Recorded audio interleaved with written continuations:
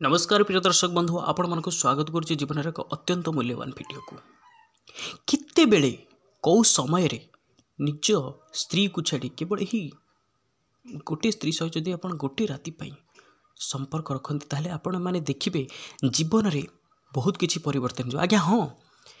ए भिडियोर शेष पर्यंत रुहतु मु जहाँ कही आपण मानक प्रूव करके देखिए आपण सत कौन जानवे कौन सी गाड़ी दिंतु ना क्या भिडियोर शेष पर्यंत रुहतु आपण जहाँ जानवे आपण पाद तलू माटी खसीज आज्ञा ये कथा आपण कौन सी चैनल शुणी नथिबे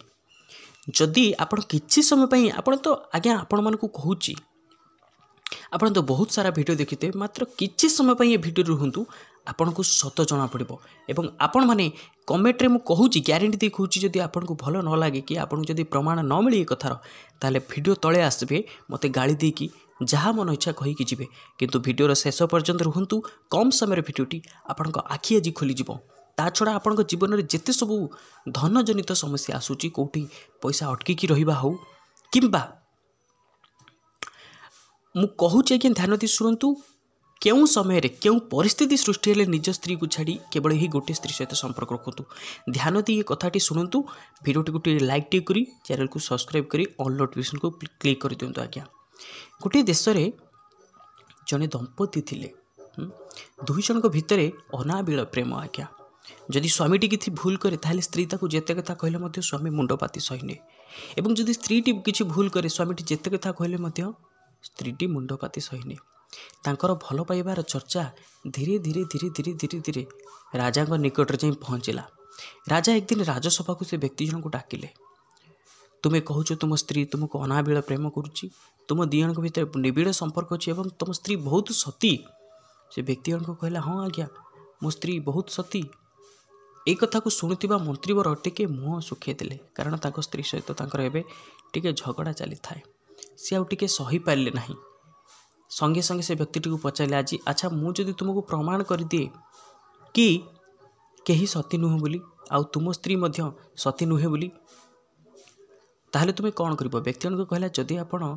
प्रमाण कर दियंती ताहले मु निजको मृत्युदंड दंडित कराइबी राजा कहला हाँ ठीक अच्छे 15 दिन पर 15 दिन तुमको समय दिहला ता भितर किए क्या प्रूव करके देखाओ जितेबाला पर्सनाल लेवल को कथाटा चली आसला मंत्री पर चिंता कले जदि मु ये बाजे जदि न जीतुची चाहे मोर बहुत मो इज्जत मान सम्मान जीव कारण जहाँ भी हेले ये बाजी जीतवा निहाती दरकार से कौन कला से व्यक्तिर घर पाखे थिबा एक घर को गला एवं से माउसी को कहला माउसी या स्त्री प्रकृत कौन एते सती एते पतिव्रता से माउसी को कहला हाँ तू जानिनु से बहुत सती बहुत पतिव्रता से निज स्त्री को सॉरी निज स्वामी को से बहुत भल पाए आउ तू निश्चिंत ये बाजी हारिचु से मंत्रीवर जनक माउसी के कहले सुन माउसी तू मत जहाँ मागबू जिते धन संपत्ति मागबू मु तो देवी तू खाली गोटे कथा केमिति कौन उपाय पाँचे ता स्त्री केमिति समस्त आगे असती बोली प्रमाणित हम तू जहाँ चाहबू मु ते सिया देवी आज्ञा कहती पापर बाप होची लोभ जितेबले से बुढ़ी माउसी को जितेबले लोभ आसीगला से कथार हाँ भरिले एवं कौन कले से स्त्री लोकर घर को गले जाई कहले माँ लो तू परा मो झील भाया मोर आज इच्छा हो ते गाधे देवाई स्त्री लोकटी जन कहला हाँ ठीक अच्छे गाधे दियो ता बाम से स्त्री लोकटर बाम पट जंघरे एक कला जाई चिन्ह थिला से देखी आसला और मंत्रीवर पाखे कहला जितेबाला समय आसी पहुँचला मंत्रीवर पुणी से राजसभा को व्यक्ति जन को डकरागला मंत्रीवर कहले तू बा कहूचु तो स्त्री बहुत सती बोली हेले मु ता सहित गोटे राति बीतेची केमिति कौन तार प्रमाण मु दौची तो स्त्रीर बामपट जंघरे एक कला जाई अच्छी ना जिते राजा ए कथा को शुणिले कहले हाँ ताहले मंत्रीवर जीतिले ता शर्त अनुसार ये व्यक्ति जन मृत्युदंड दंडित हम अच्छा तोर शेष इच्छा कौन कह ए व्यक्ति को पचारे व्यक्ति कहला आज्ञा मत गोटे सुजोग दिंतु मुझे मो स्त्री सहित देखाई किसी कथा है आसबि मंत्री राजा कहले ठीक अच्छे ये लोकटी व्यक्ति जन को गला एवं जाई ता स्त्री को कहला तू मत एत भल पाउलु हेले मो सहित एमती विश्वासघातकता कम कौन पाई कलु देख तो पाई आज मो मृत्युदंड दंडित होउची कौन तते प्रशंसा करिवार मत तू एया फल देलु ସ୍ତ୍ରୀ କିଛି ବୁଝିବା ଆଗରୁ ସ୍ୱାମୀ ସେଠୁ ଚାଲି ଆସିଲା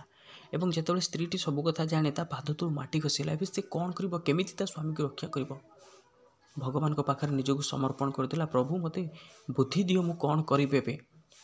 ମୁଁ କ'ଣ କରିବି କ'ଣ ନାହିଁ, ମୋତେ ଏବେ ବୁଦ୍ଧି ଦିଅ। କ'ଣ କଲା ଆଗେ ସେ ସ୍ତ୍ରୀ ଲୋକଟି ବହୁତ ସୁନ୍ଦର ଭଲ ନାଚ ନାଚେ ଏବଂ ସେ ରାଜ୍ୟର ରାଜା ମଧ୍ୟ ବହୁତ କଳାପ୍ରେମୀ। ରାଜାଙ୍କ ଦରବାରରେ ଯାଇ ସେ ସ୍ତ୍ରୀ ଲୋକଟି ପହଞ୍ଚିଲା ଏବଂ କହିଲା ମହାରାଜଙ୍କୁ, ମହାରାଜ ମୁଁ ବହୁତ ଭଲ ଭାବରେ ନୃତ୍ୟ ପରିବେଷଣ କରି ଆପଣଙ୍କ ମନକୁ ଜିତିପାରିବି। ରାଜା କହିଲେ ହଉ ଠିକ୍ ଅଛି, ମୋତେ ବହୁତ ଭଲ ଲାଗେ, ତାହେଲେ ନୃତ୍ୟ ପରିବେଷଣ କର। ଏତେ ସୁନ୍ଦର ଭାବରେ ସେ ନୃତ୍ୟ ପରିବେଷଣ କଲେ ସେ ସ୍ତ୍ରୀ ଲୋକ ଜଣକ। ରାଜା କହିଲେ ଠିକ୍ ଅଛି, ତୁମେ ତୁମ କଥା ରଖିଛ, ଆଚ୍ଛା ତୁମେ ଯାହା ମାଗିବ ମୁଁ ତୁମକୁ ସେଇଆ ଦେବି, ତୁମେ କ'ଣ ମାଗୁଛ ମାଗ। ସ୍ତ୍ରୀ ଲୋକ ଜଣକ କହିଲା ଆଚ୍ଛା ମୁଁ କ'ଣ ଯାହା ମାଗିବି ଆପଣ ମୋତେ ସେଇଆ ଦେବେ? ରାଜା କହିଲେ ଠିକ୍ ଅଛି, ମୁଁ ମୋ କଥାକୁ ରଖିବି, ନିଶ୍ଚିନ୍ତ ରୂପେ ରଖିବି। ନା ମୋତେ କେବଳ ଏତିକି କୁହନ୍ତୁ, ମୋତେ ଟିକେ ନ୍ୟାୟ ଦିଅନ୍ତୁ କି ଆପଣଙ୍କର ରାଜସଭାରେ ଏକ ବହୁତ ବଡ଼ ଚୋର ଅଛି ଯିଏକି ମୋର ଇଜ୍ଜତକୁ ଲୁଟି ନେଇଛି ଏବଂ ସମସ୍ତଙ୍କ ଆଗରେ ମୋତେ ସେ ବଦନାମ କରିଛି, ତାକୁ ଆପଣ ଦଣ୍ଡ ଦିଅନ୍ତୁ। ରାଜା କହିଲେ କ'ଣ ହେଲା, ମୋ ଦରବାରରେ ସେଇ ଚୋର ଅଛି, କୁହ କିଏ ସେଇ ଚୋର? ସ୍ତ୍ରୀ ଜଣକ କହିଲା ଆଜ୍ଞା ଆପଣଙ୍କ ମନ୍ତ୍ରୀବର। ରାଜା କହିଲେ କ'ଣ, ମନ୍ତ୍ରୀବର ହେଉଛି ଚୋର? ଏଇ କଥା ଶୁଣିଲା ମାତ୍ରେ ଆଜ୍ଞା ମନ୍ତ୍ରୀ ହଠାତ୍ ତାଙ୍କ ସିଂହାସନରୁ ଉଠି ପଡ଼ିଲେ ଏବଂ କହିଲେ ମହାରାଜ ମୁଁ ଏ ସ୍ତ୍ରୀ ଲୋକଟିକୁ ଆଜି କେବଳ ଦେଖୁଛି, ଆ ପୂର୍ବରୁ କେବେ ଦେଖିନି। ସ୍ତ୍ରୀ ଲୋକ ଜଣକ କହିଲା ମହାରାଜ ମୁଁ ତ ସେଇ କଥା କହୁଛି, ଯେଉଁ ଲୋକ ମୋତେ ଆଜି ପ୍ରଥମ ଥର ପାଇଁ ଦେଖିଲା ସିଏ ପୂର୍ବରୁ ମୋ ସହିତ ରାତି ବିତେଇଲା କେମିତି କ'ଣ? ରାଜା ଆଚମ୍ବିତ ହୋଇଗଲେ, ଘଟଣା କ'ଣ? ସ୍ତ୍ରୀ ଲୋକଠାରୁ ସବୁ କଥା ଶୁଣିଲେ। ଏଇ ଗୋଟେ ଲୋକ ଗୋଟେ ମାଉସୀଙ୍କୁ ଏମିତି ବିଭିନ୍ନ ପ୍ରଲୋଭନା ଦେଖେଇକି ଏମିତି ମୋତେ ଦୁନିଆ ଦାଣ୍ଡରେ ଆଜି କଳଙ୍କିତ କରିବାକୁ ଲାଗିଛି ଏବଂ ମୋ ସ୍ୱାମୀ ମିଛଟାରେ ଦଣ୍ଡ ପାଇବା ପାଇଁ ଯାଉଛନ୍ତି, ଖାଲି ମିଛରେ ଦଣ୍ଡ ପାଇବା ଯାଉଛନ୍ତି। ରାଜା ଘଟଣାର ସତ୍ୟାସତ୍ୟ ଅନୁସନ୍ଧାନ କରିସାରିଲା ପରେ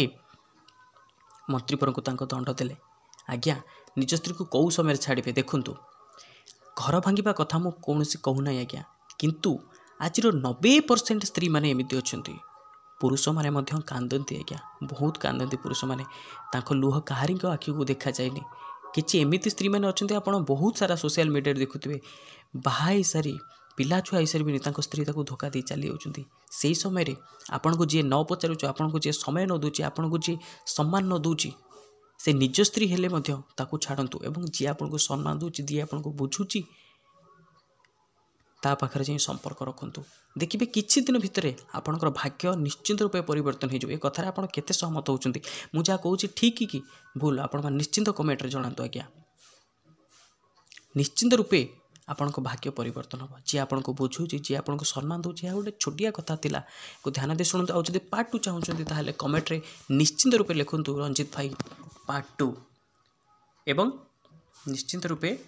ଆପଣଙ୍କର ମୂଲ୍ୟବାନ ମତାମତ ଦେଖା ହେବ ପରବର୍ତ୍ତୀ ଭିଡ଼ିଓରେ। ନିଜର ଯତ୍ନ ନେଉଥାନ୍ତୁ ଆଜ୍ଞା। ଜୟ ଜଗନ୍ନାଥ।